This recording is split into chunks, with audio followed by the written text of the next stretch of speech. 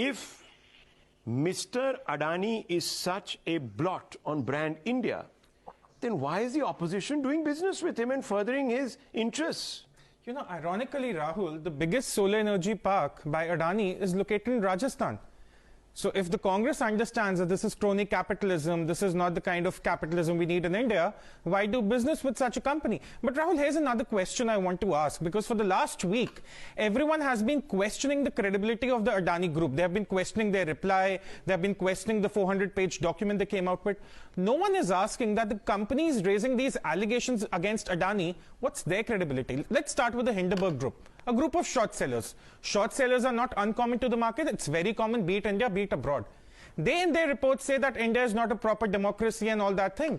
But if you look at the number of Chinese companies that have been listed on the Wall Street since 2008, I mean, to the matter of tune of hundreds, we did not see Hindenburg coming out with one single report. The Norwegian Wealth Fund came out and said, oh, we are not sure about the human rights abuses when it comes to Adani companies. You know which is the big one country which Norway supplies crude petroleum to, making up for 50% of Norway's exports? It's China. But we never hear about this wealth fund questioning the human rights abuses there.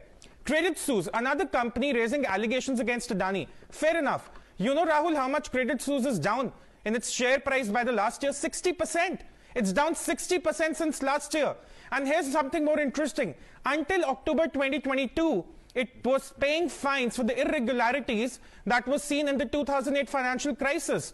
So Credit Suisse, a company that was selling garbage as a gift to investors in 2008, is today telling an Indian company what is right and what is wrong. My problem is not that people are asking Adani some tough questions. My problem is that the ones making these allegations, the foreign agents, short sellers, credit rating agencies, whoever, their credibility is not being questioned. And one final point, everyone is talking about LIC, everyone is saying, oh look, there is a 30,000 crore rupee exposure. That was the purchase value of LIC when it came to Adani Holdings. 30,000 crore was the purchase value. You know what's the market value today as on January 27th? It's 56,000 crore. The LIC is saying that even with all the bloodbath that Adani is going through, even with all the reports, even with all the allegations, our holding, which make up for less than 1% of our complete holdings, are still in the green. So where does this question of the public money sinking really come from? And one final point, Rahul. This is investor money. Let's not be very sentimental about it. It's the stock market. It's a place for tough players. Let's not be sentimental.